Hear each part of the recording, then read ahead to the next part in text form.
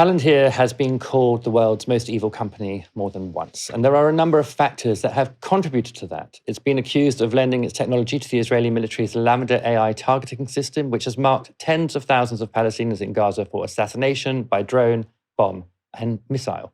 Likewise, Palantir's technology has also been alleged to be used by the Gospel, another targeting system that has allowed the Israeli military to go from creating 50 targets a year to 100 per day. Now, Palantir has denied that its software is used by those two tools, though in a letter to Amnesty International after they queried these allegations, the US tech company did say it was, quote, proud to support Israeli defense and national security missions in other programs and contexts. And in early 2024, just 3 months into Israel's genocidal assault on Gaza, Palantir signed a contract to provide battle technology for war-related missions. So what it doesn't deny, though, is that its software has been used by the US military in Iran. This was Palantir Chief Technological Officer Shyam Sankar speaking on Bloomberg last month. People will reflect back and say this is the first large-scale combat operation that was really driven, enhanced, made substantially more productive with technology, with AI. Yes. And the word targeting, I think, to the lay public has some sort of connotation. It sounds like someone's shooting, but it's actually a very bureaucratic, large-scale, doctrinal process. So if you thought about that like any, I have a value chain to manage, I have a production process to manage, I have a targeting process to manage, being able to accelerate that. So if you think about Gulf War Gulf War II, sorry. Gulf War II, we did about 1,000 targets. It was 6 months of planning for roughly 50 to 100 people. And in this conflict, you're looking at that equivalent of work for twice as many targets was done by one person in 2 weeks. It's really interesting there. Palantir obviously sells a lot of its technology or is involved in contracts with the military, but it's also involved in really mundane things like delivering like frozen chicken supply chains for a very big chicken abattoir, basically, or chicken meat product supplier in the US. And the way that he talks there is really to just say, actually, those two processes are just exactly the same. Shipping frozen chicken nuggets out to where they're most needed, depending on people's movements and things in different parts of the country, is just the same as targeting people for death through the military. And the outcome that you want is increased efficiencies in both. I find that a deeply extraordinary and corrupt way of speaking about two vastly different kinds of activity. And it is what they produce, extraordinarily efficient mass murder. According to the New Yorker, Methven allows military officials to select up to 80 targets an hour, dispatching them in just 4 clicks. And Sankar is right, the war in Iran is the first AI war, but it certainly won't be the last, with both the US and Israel said to be using their illegal assaults in Iran as a test of its autonomous tech. At the heart of it is Methven, a CIA-backed project to create a lightning-fast AI-assisted targeting system for the US military. Originally handed to Google, the company dropped the project after 3,000 staff members revolted at the idea. Since 2018, the $1.3 billion operational contract has been held by Palantir instead. Sankar went on to justify Palantir's involvement. This is a realization of the third offset strategy. The first offset was nuclear weapons. Second offset was precision-guided munitions. We don't want to engage symmetrically with the Soviets. Like every missile they have, we need to have a missile. No, we're going to have more precise missiles. So we'll need less of them as a consequence. Don't forget, in World War II, only 6% of bombs dropped hit their target. But this is very asymmetric right now. And that is exactly the point. That is deterrence. It may be a deterrent, but a weapon is only a deterrent if it's used at least once. And this one isn't always accurate either. On the first day of the US and Israel strikes in Iran, one of the 1,000 targets hit turned out to be a school in the middle of morning lessons. That resulted in the killing of more than 180 people, the vast majority of them schoolgirls under the age of 13. Questions have been asked in the US Congress, as well as in the media, about the role of Methven in that atrocity. So far, few have been answered. Though head of Palantir's UK operations, Louis Mosley, recently explained to the BBC why mistaken or even deliberate attacks on incorrect targets could never be Palantir's fault. If an AI system recommends a target that later turns out to involve civilians, where does responsibility for that lie? That is with the military organisation. Okay, and critics warn that AI systems can encourage faster strikes, and they're making the time from planning a mission to executing that mission much faster. But doesn't that introduce quite a bit of risk in terms of additional things going wrong by scaling this activity and moving at such pace and such speed? Doesn't that introduce additional risk in terms of stuff going wrong? So the increase in speed is a consequence of the increased efficiency which comes from the greater accuracy with which those decisions can be taken at speed. So it's not that the systems are just moving faster without the accuracy also keeping up.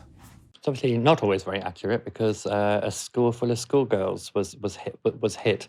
I mean, I think the thing about speed as well is that, like it goes so fast that it defies human checking, the possibility of oversight. It's just the system overseeing itself and human beings just sort of delivering the targets it's been given. This weekend, Palantir did seem to answer a different question, though. Are you an out and proud fascist company? The answer appears to have been yes. In a lengthy post on X running to over 1,000 words, Palantir put forward what looks very much like a 22-point manifesto. Don't worry, I am not reading all of that.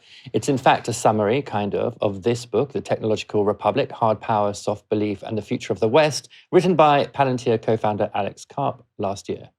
Now, here are a few of those 22 points that Palantir put out. Silicon Valley owes a moral debt to the country that made its rise possible. The engineering elite of Silicon Valley has an affirmative obligation to participate in the defense of the nation. The limits of soft power, of soaring rhetoric alone, have been exposed. The ability of free and democratic societies to prevail requires something more than moral appeal. It requires hard power, and hard power in this century will be built on software. The question is not whether AI weapons will be built, it's who will build them and for what purpose. Our adversaries will not pause to indulge in theatrical debates about the merits of developing technologies with critical military and national security applications. They will proceed. National service should be a universal duty. We should, as a society, seriously consider moving away from an all-volunteer force and only fight the next war if everyone shares in the risk and the cost. The atomic age is ending. One age of deterrence, the atomic age, is ending, and a new era of deterrence built on AI is set to begin. And these are just a few shorter bullet points without the elaboration from that list. No other country in the history of the world has advanced progressive values more than this one. That means the US. American power has made possible an extraordinarily long peace. Silicon Valley must play a role in addressing violent crime. Some cultures have produced vital advances. Others remain dysfunctional and regressive. We must resist the shallow temptation of a vacant and hollow pluralism. So you have a whole bunch of things there, Harriet. You have, the idea that it's a civic duty of a company like Palantir to tackle crime, for example. And we know that they have been, used their technology in all kinds of pre-crime kind of identification stuff. It's a civic duty of people to be conscripted into the military so that when we go to wars, people share the cost. I mean, people already share the cost, right? They pay for it. You've got the idea that that Palantir has a civic duty to defend the state, which invariably means creating huge offensive weapons and systems which aren't about like an Iron Dome or something, which are about killing people in other countries. There are all the elements of a sort of very frightening kind of picture of the relationship between software company and the state. I mean, the other thing is, of course, is pitching AI weapons as the new deterrent. So taking over where the nuclear bomb leaves off as the main way of maintaining peace, which is that you sort of show people that you can take them out in a really, really hard way if they mess with you. So it's a kind of might is right mentality. You've done a lot of writing on Palantir. Does any of this surprise you?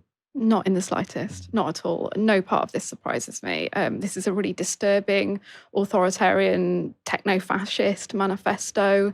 It's pitching for this highly militarized state, which would obviously benefit Palantir's bottom line. And as we know that under the Trump administration, Palantir has an absolute wealth of government contracts, and it has been instrumental in facilitating Trump's immigration enforcement crackdown via ICE, and that Palantir has developed and created tools specifically for ICE, including ones that actually use people's healthcare data to populate maps to show where the most people who might be targeted for ICE raids are.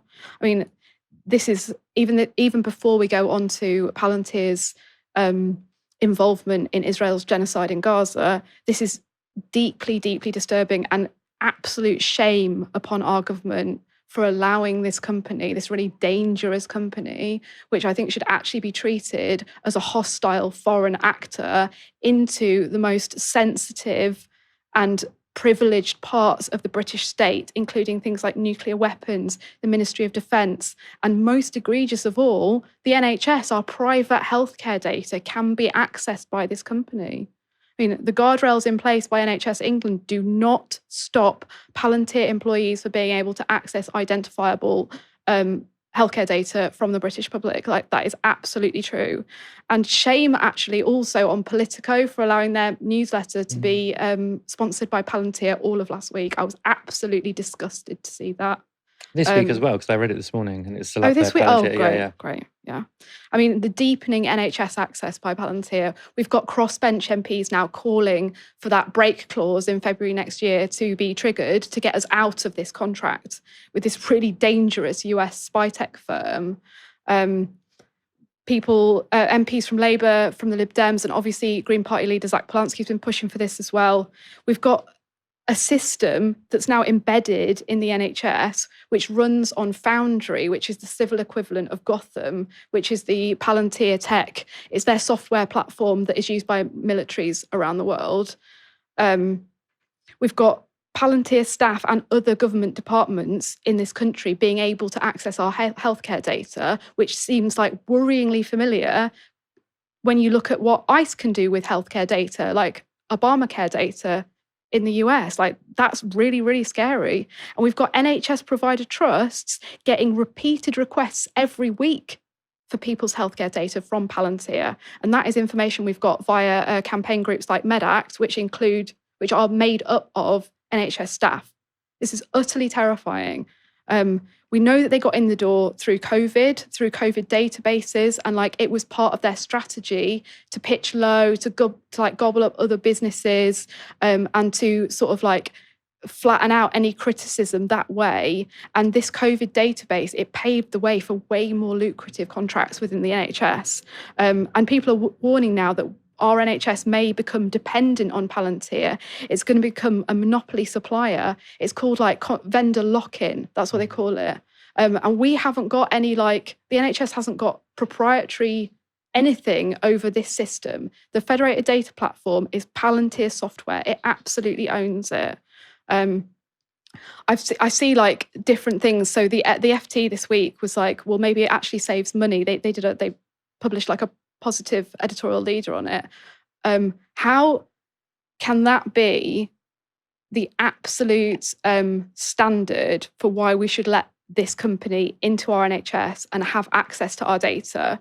A company of which its co-founder and chairperson, Peter Thiel, has said that the NHS essentially needs ripping up, and that our love for the NHS as British people is Stockholm syndrome. Like, how has this been allowed to happen?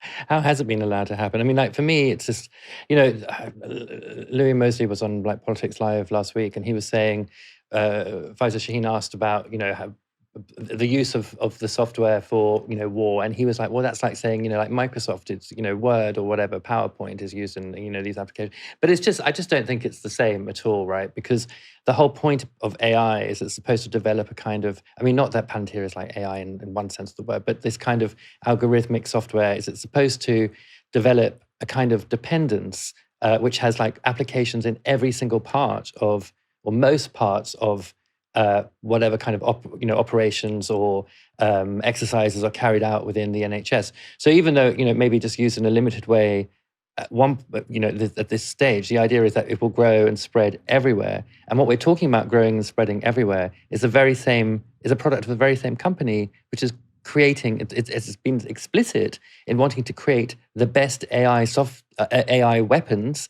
out there in order to act as a deterrent effect for the US. And as I said in the piece, it's not a deterrent unless you use it once so people can see what it does.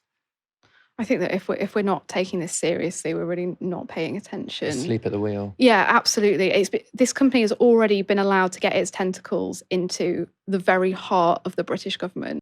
Like, I feel like there has been such failure up until this point that now the alarm bells are ringing too loud for anybody not to like know about this and have like a really, really deep, visceral reaction to it. I referenced that FT piece earlier. They said that people's criticisms of Palantir is usually emotional. Like, Louis Mosley said on Politics Live said it was ideological. oh, okay. Nothing wrong with an ideology, though.